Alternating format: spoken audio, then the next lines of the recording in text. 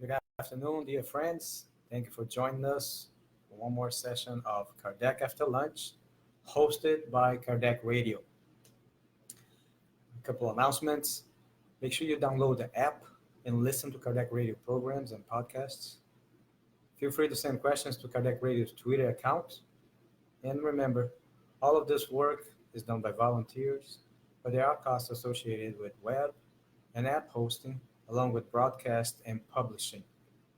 So if you're able to, please be kind and donate so this work of love may continue for many years to come. God bless.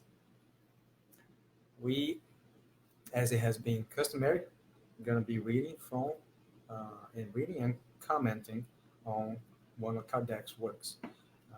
On our weekly show, we focus on the Medium's book, but on our Spiritism study, parent project, which is for Kardec after lunch, we read Monday through Friday one of his works. We start on Monday with Spirit's book and finish Friday with Genesis. But while we're doing this reading and commentary, feel free to interact with us, sending questions, comments, suggestions.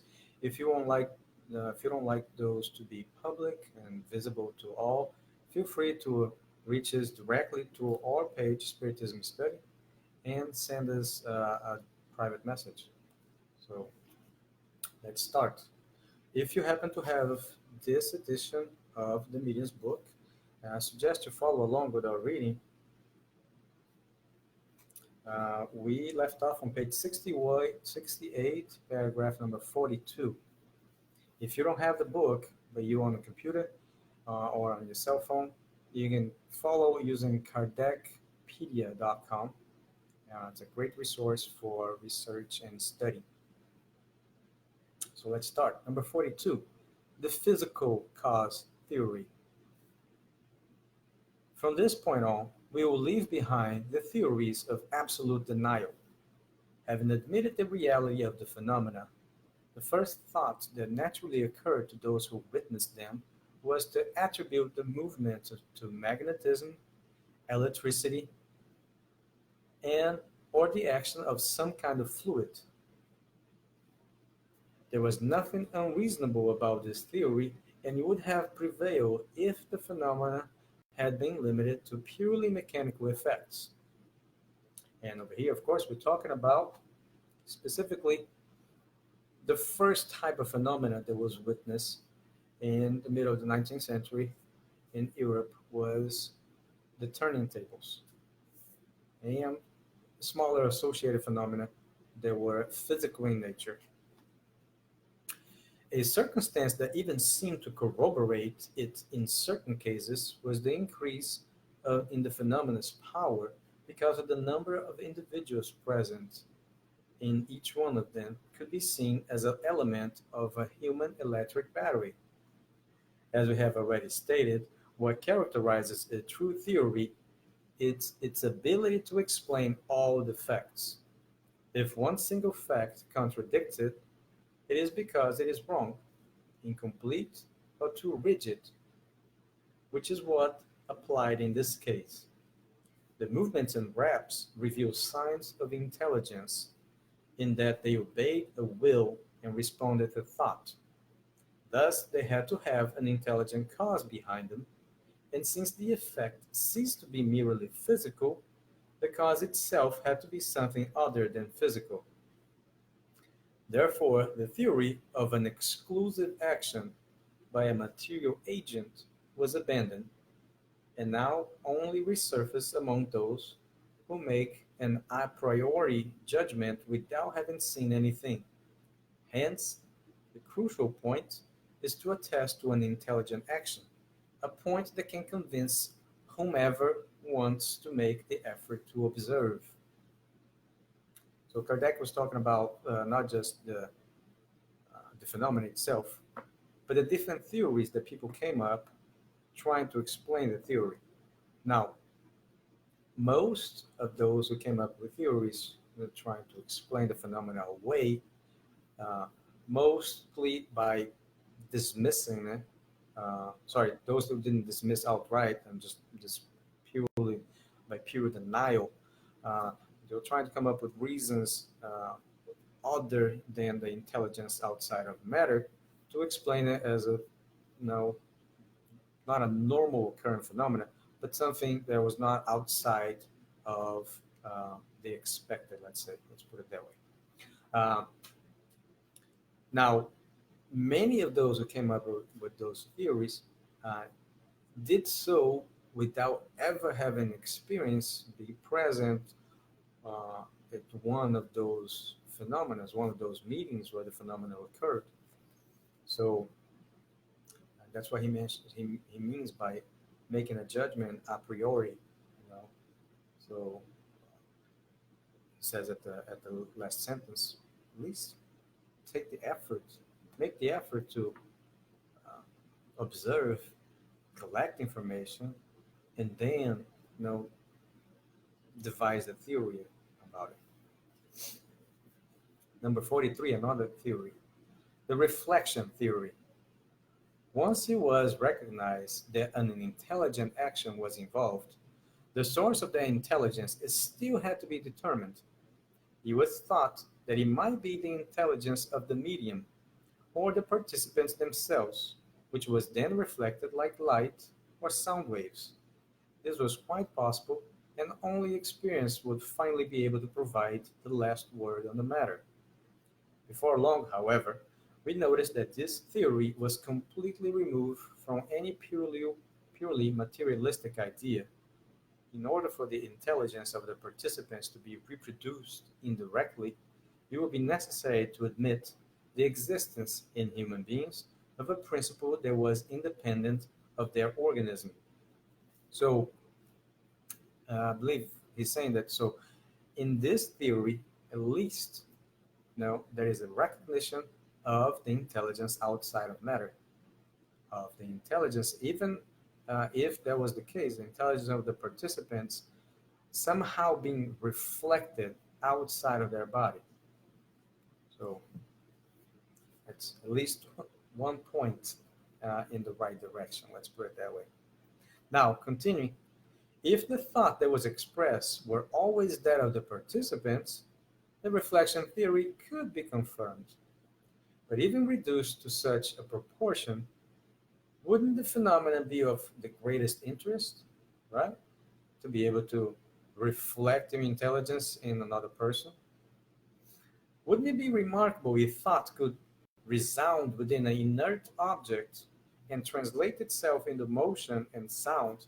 But in this case, it's talking about actually projecting your intelligence into an inanimate object. Wouldn't there be something about it that might arouse the curiosity of scholars? Then why do those who exhaust themselves searching for a nerve fiber disdain this subject so much? Kardec was very, I guess, taken back by the fact that so many of his colleagues, his scholars, researchers, uh, renowned professors, did not want to invest in the necessary research to comprehend this phenomena that it was easily obtained, but what it did is it confirmed the existence of intelligence outside of matter, because as he's saying, an intelligent effect must have an intelligent cause, right?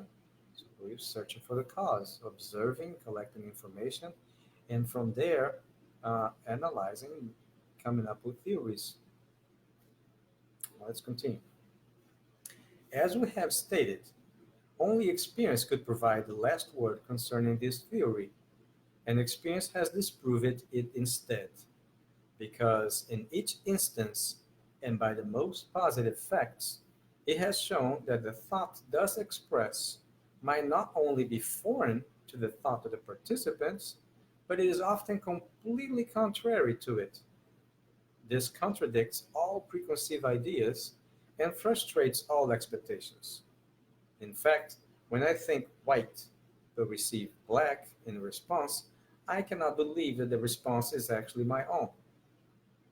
Some opponents find support in cases where the thought that is expressed and the thought of the participants are identical.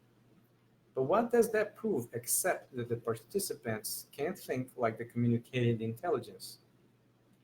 We do not mean that they must always be different from each other.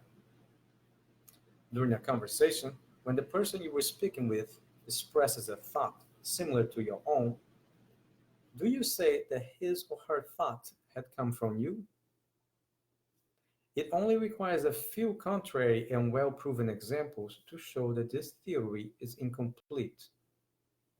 Furthermore, how can one use the thought reflection theory to explain the writing produced by persons who do not even know how to write? Responses of the highest philosophical reach expressed through illiterate individuals, answers given to mental, non-verbal questions or formulated in the language unknown by the medium, or a thousand other facts that can leave no doubt as to the independence of the manifesting intelligence. Any contrary opinion could only result from a deficient observation.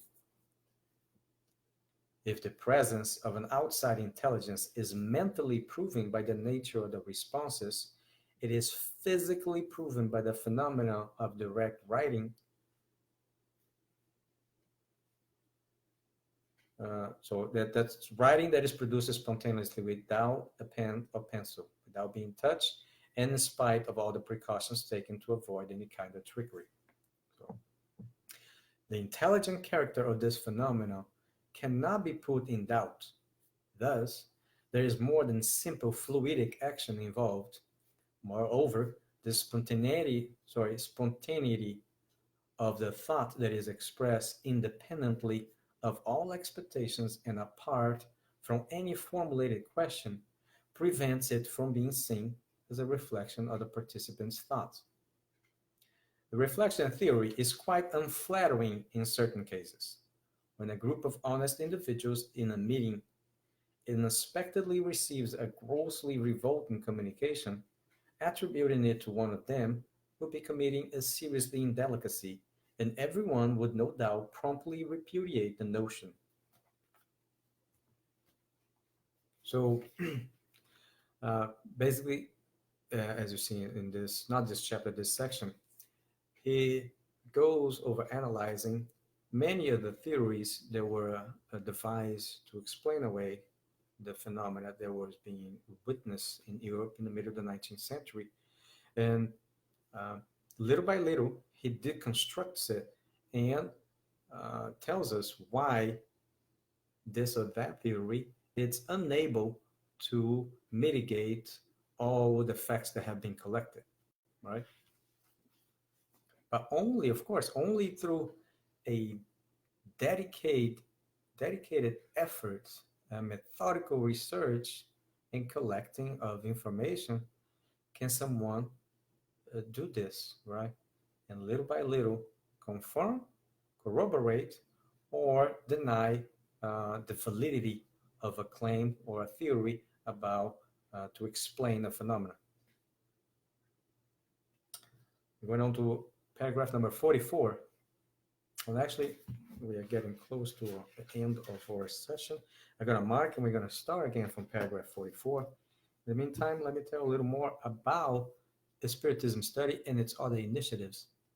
Um, the main initiative of spiritismstudy.org is to pair up a person who is versed in the doctrine and has accepted the challenge to explain or assist another individual to study, right?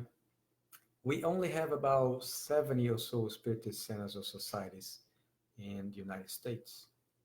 And how are we to expect it to reach all the others who are further removed from our reach? So, if you are located geographically distant from a spiritist center or society and would like to enhance your studies, your spiritism studies, please don't forget to click on our link and you can research for yourself, or you can send us a message and ask more about this project and some of our other initiatives. In the meantime, thank you, Kardec Radio, for hosting it. Godspeed to all.